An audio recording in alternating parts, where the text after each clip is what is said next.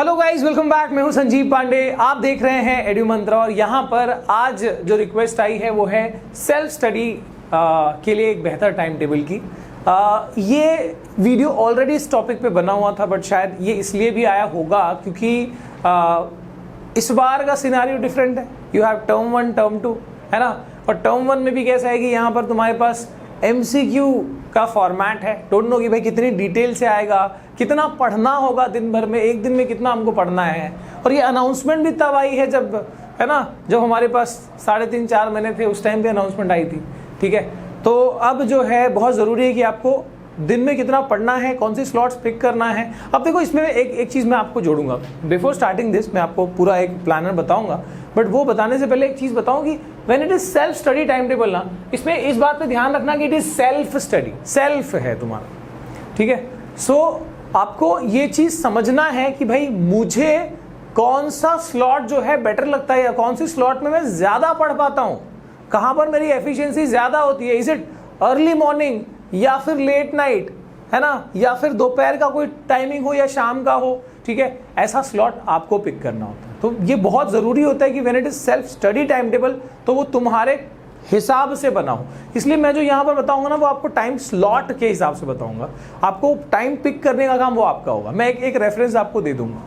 ठीक है, अच्छा, दूसरी बात ये कि सब्जेक्ट भी ऑब्वियसली कुछ बच्चे हो सकते हैं जो शायद अर्ली मॉर्निंग को मैथ्स पढ़े, या लेट नाइट को, जब भी वो आपका दिमाग बहुत तेज होता है, जिस समय ज़्यादा ग्रास्प कर सकते हैं, मैथ्स पढ़े। कुछ बच्चे हो सकते हैं जो साइंस पढ़े, कुछ हो सकते हैं जो सोशल साइंस पढ़े उस वक्त। So it all depends on you. ठीक है ना, तो ये ज़्यादा अच्छा जज कर पाओगे आप कि आपका प्राइम टाइम कब है, और उसी हिसाब से आप करोगे, राइट। ठीक है, अच्छा, एक और बात बताता हूँ आपको, दैट इज कि भाई अपन ना एक चीज़ बहुत अच्छा कर लेते, वो है कि कोई भी चीज़ का टालम टोल, है ना, किसी भी चीज़ को, जैसे अगर समझो टाइम टेबल बना दिया, बहुत बेहतर बनाया है, एग्जीक्यूट कब से करना है, कल से या मंडे से, या फिर 1 घंटे बाद। मतलब यही चीज़ हो रही होती है। लगातार हम प्रोक्रेस्टिनेट कर रहे होते हैं, हमने चीज़ों को टाल रहे होते हैं। और एक और चीज़ जो दिमाग में चल रही होती है, किताब लेके बैठे तो हैं, अभी एक ऐसे बच्चे भी होते हैं जो एक दिन में 4-4, 5-5, 6-6 घंटा पढ़ रहे हैं, बट आउटपुट जो है वो बहुत कम है। ठीक है, किताब खोल के तो बैठे हैं, पर दिमाग कुछ और है, दिमाग कुछ और सोच रहा है ना। वो रिवॉर्ड के बारे में सोच रहा है, वो खेलने कूदने के बारे में सोच रहा है। ठीक है, या तो वो डरा हुआ है कि भाई ये नहीं होगा तो क्या होगा। तो ऐसी चीज़ों की वजह से आपका समय बर्बाद हो रहा है, और आप जो है अपने उस हर दिन को प्रॉपर्ली यूटिलाइज नहीं कर पा रहे हैं। इसलिए कहा जाता है ना, फोकस बहुत ज़रूरी है। जो कर रहे हो उस वक्त वही चीज़ करो, बाकी सारे डिस्ट्रैक्शन को अपने आसपास से दूर कर दो, अदरवाइज कोई भी टाइम टेबल काम नहीं करेगा। ये ध्यान रखना। ठीक है, जितने लोग अग्री करते हैं ना, मुझे यहाँ पर नीचे बताएंगे कमेंट करके। Okay, so it is not, मतलब बहुत बड़ी डील नहीं है 95+ लाना या कुछ नंबर लाना। ठीक है, ये इंपॉर्टेंट नहीं है। कॉन्सेप्ट को आप कितना फोकस से, कॉन्सेंट्रेशन समझ रहे हो, वही काम आएगा अल्टीमेटली, राइट। तो आइए देखते हैं कि भाई क्या दिन में कितना पढ़ना, क्या पढ़ना। जैसे MCQ का फॉर्मेट है, तो कैसे वो काम करेगा वो हमको देखना है। तो लेकिन अगेन आई सेड कि इसका टाइम स्लॉटिंग आप पिक करोगे। ठीक है, टाइमिंग थोड़ा ऊपर नीचे आप पिक करोगे, और इसके अलावा कौन से समय में आपका कौन सा सब्जेक्ट पढ़ना चाहिए वो भी आपको ही पिक करना है। ठीक है, मैं आपको एक एग्जाम्पल जरूर दूंगा। सो यहाँ पर आपको एक स्लॉट की तरफ ले आते हैं हम। So you have Monday to Saturday and Sunday.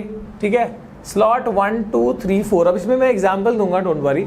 ठीक है, तो जैसे ये 5 दिन मंडे टू फ्राइडे जो है मैथ्स करा दिया यहाँ पर स्लॉट 1 में। स्लॉट 2 में है साइंस। ठीक है, स्लॉट 4 में है social science, Monday to Friday का ये 5 दिन का जो ब्लॉकेज है। ठीक है, सो वीक के मान लो फर्स्ट 5 डेज जो हैं वो तुम्हारे लगभग एक ही पैटर्न के हैं, जिसमें तीसरा स्लॉट जो है उसमें MCQ है, MCQ की प्रैक्टिस। ठीक है, सब्जेक्ट कौन से होंगे सर, तो बता दूंगा मैं आपको, don't worry. And then when it is Saturday Sunday, मैंने यहाँ पर इंग्लिश और तुम्हारा सेकेंड लैंग्वेज जो भी होगा, हिंदी संस्कृत, वो।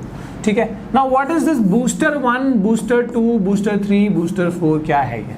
ठीक है, तो ये भी बात कर लेंगे इसके बारे में। ठीक है, तो आइए पहले स्लॉट के बारे में जान ले कि भाई स्लॉट क्या है। जैसे टाइम स्लॉट मैंने अर्ली मॉर्निंग वालों के लिए दिया है। ठीक है, अर्ली मॉर्निंग वालों के लिए दिया हुआ है। क्या है सर ये? 5:30 से 6:30 सर उठते हैं क्या? जो लोग, देखो ये अर्ली राइजर्स जो हैं, मतलब जो लोग भी सुबह उठने वाले लोग हैं, उनको पता है कि उनकी एफिशिएंसी उस टाइम पे ज़्यादा होती है, इसलिए वो सुबह उठते हैं। बहुत सारे बच्चे होते हैं जो लेट नाइट तक पढ़ते हैं, उनका भी अपना बहुत बड़ा क्राउड है आज की टाइम पे, ठीक है। तो उनके लिए ये टाइम जो है स्लॉट लेट नाइट वाला होगा, ओके। फिर उसके बाद स्लॉट 2 की बात करें तो 2 to 3 PM, ठीक है ना। देखो ये सुबह वाला दिया है मैंने, तुम जो लेट नाइट वाले वैसे कर लेंगे। उसके बाद slot 3 6:30 to 7:30, slot 4 is 9:30 to 10:30 PM, ठीक है ना। अच्छा, तो अभी यानी कि ये जो टाइमिंग्स है वो यहाँ पर दी है। अब मैंने अगेन कहा था कि वो कौन सा टाइम है जब तुम तुम्हारे स्कूल के अकॉर्डिंग या तुम्हारे रेस्ट जो भी तुम करते हो उसके अकॉर्डिंग तुम कौन सा टाइम पिक करो। अब नॉर्मली देखो यहाँ पर कितने आवर्स हो रहे हैं, तो ये नॉर्मली पर डे 4 आवर हो रहे हैं। तो ये वो टाइम है जब तुम खुद से पढ़ोगे, नॉट द होमवर्क वाला पार्ट, असाइनमेंट, वो सब नहीं। तुम्हारे खुद के पढ़ने का जो टाइम है वो ये होगा जिसमें 1 घंटा, देखो ऑब्वियसली यहाँ पर ऐसा है कि भाई एक टाइम है जहाँ पे तुम मैथ्स ही लगभग जा रहा है, ठीक है। साइंस का स्लॉट होगा, सोशल साइंस का स्लॉट होगा, कोई बच्चा मैथ्स में कमजोर है, कुछ सोशल साइंस में, तो वो अपने हिसाब से यहाँ पर। अब ये बूस्टर लगभग वही है कि जहां पर एक्स्ट्रा जरूरत है जिस सब्जेक्ट में वो तुम वहां पर पिक करते हो।